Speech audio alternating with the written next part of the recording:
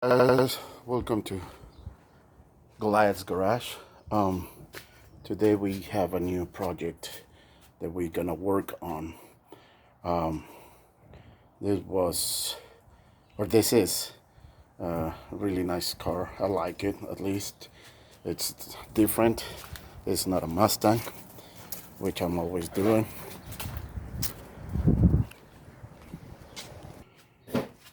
So this is a 1966 Ford Ranchero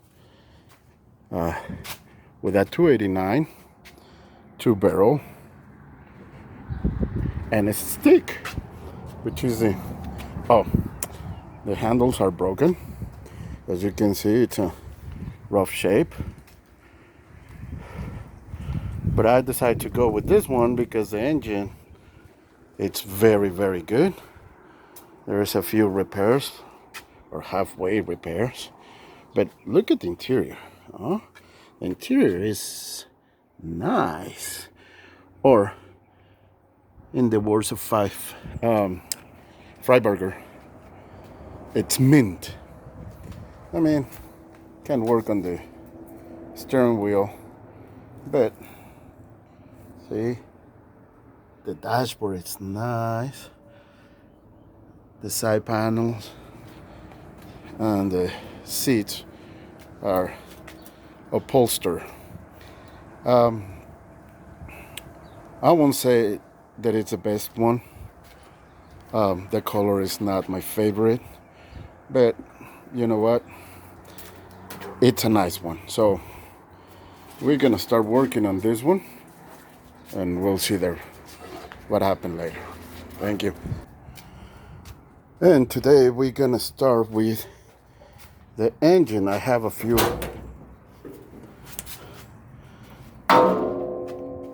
goodies for this one. Look at that, 289, huh?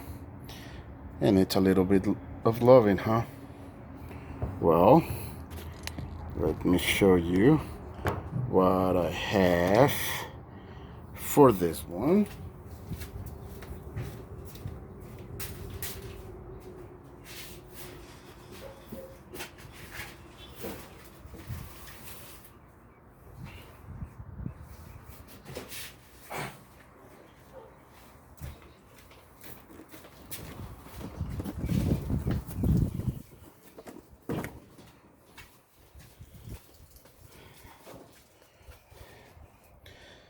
We have an intake manifold to make it 4-barrel, just so a little bit of more power.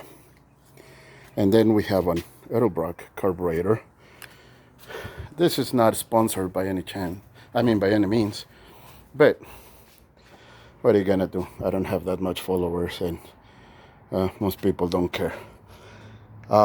Anyways, so we're gonna start with the disassembly, which is, we're gonna take those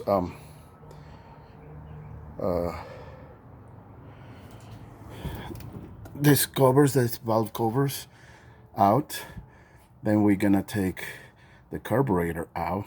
We're gonna take the intake manifold, and we're gonna install those and see how it looks. So, you guys ready? Because I'm sure I am.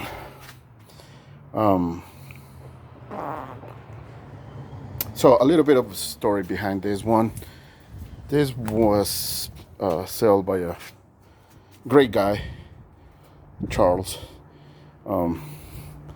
He was willing to work with me on the price.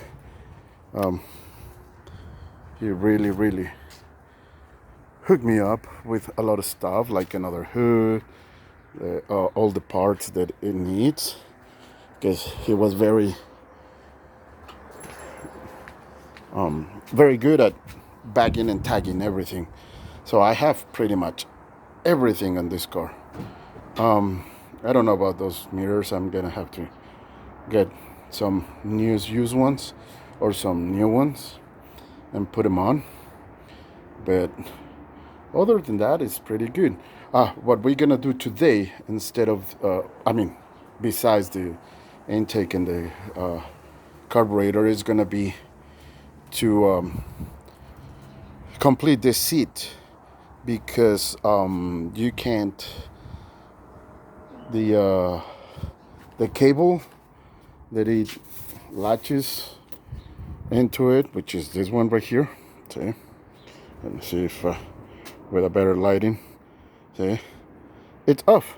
So the seat goes up and down, or front and back, front and back. And it's pretty annoying and pretty difficult to drive it, since it's a stick. So, oh, by the way, that's the most important thing. It's a 4-speed. It's a 4-speed. So, I don't know about those rims. I'm gonna clean them up and take them, like, make them look nice. See how it looks. I'm not sure that I'm gonna keep them, but I kind of like them. So let me know what you think in the comments below, okay? All right, so let's start.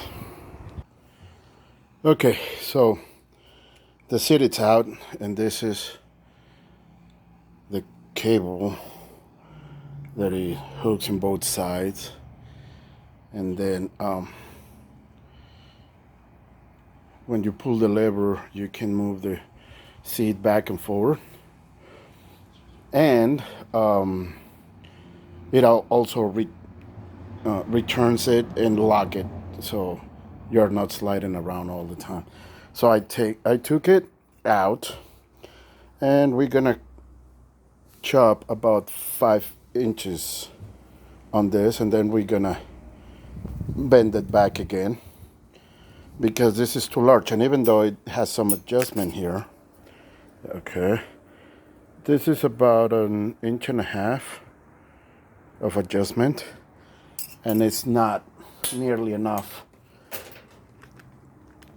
to do that. So we're gonna cut, like I said, about 5 inches. Well, actually, I'm gonna cut 3. I'm gonna test it, then I'm gonna go back, I'm gonna test it, and I'm gonna check it. So this is pretty simple. There is a lever on the passenger side that it hooks to this one, and it doesn't let it, oh, where is it? Okay, right there. And when you pull, it opens that latch and let it go.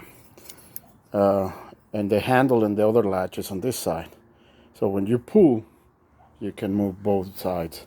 The passenger has no power to move that. All right, so I'm gonna cut it, and I'll be right back. Oh, by the way, to get that seat out, it was a pain in the rear end. So, okay, I'll be right back in a few.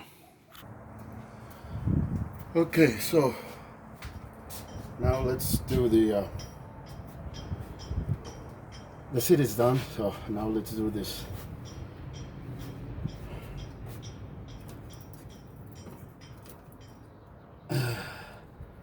This mechanical stuff. First, let's get this out.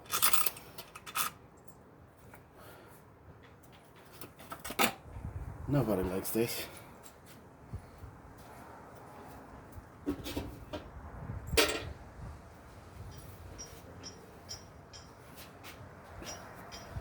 Then we're gonna take off the carburetor.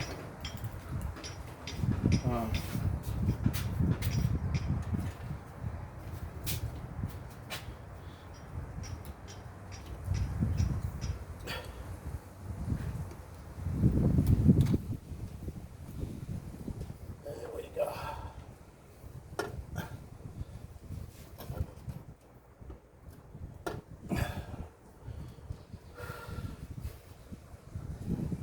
Then all these springs or whatever.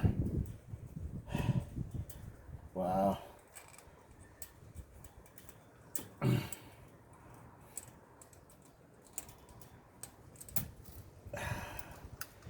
There we go.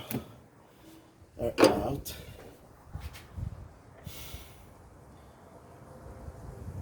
Then, obviously the carburetor.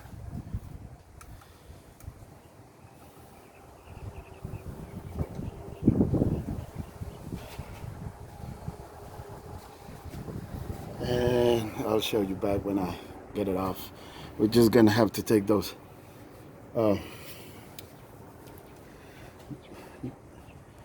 knots right there and take off the carburetor, the filter, the carburetor, disconnect the electric choke,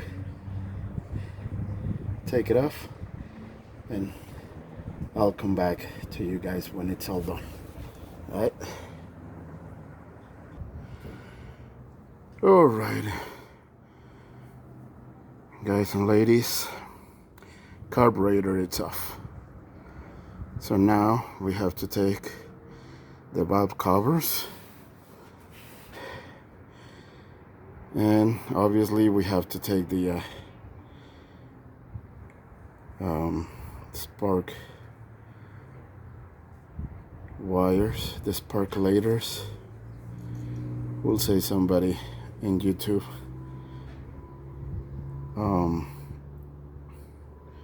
And then we have to clean it up to get the new gaskets and all that. So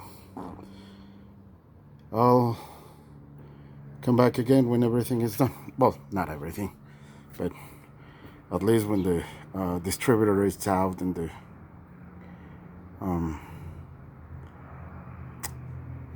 valve covers are out. Okay, we'll be right back. All right, boys and girls, this is it. We have pretty much everything. The engine looks pretty clean though. I mean, there's not a lot of, well, it's not slush. Oil is coming up. All of them seem really good. None of them are binding or anything, so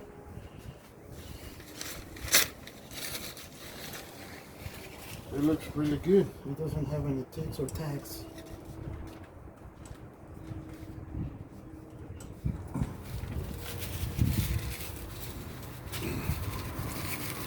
So now we have to take the intake, obviously the hose, we have to, that one right there, this one right there, right here, this one. All right, that one we have to take it off. I waited until the last minute because it's the coolant stuff, so I don't like to take those off because you make a mess. We do have a catch pan at the bottom, which numeral videos shows you that it never works, but we're gonna try, right? We're gonna try to be good for the environment. All right, so I'll see you when I take that off and we'll check the inside of the engine. Okay, all right, see ya.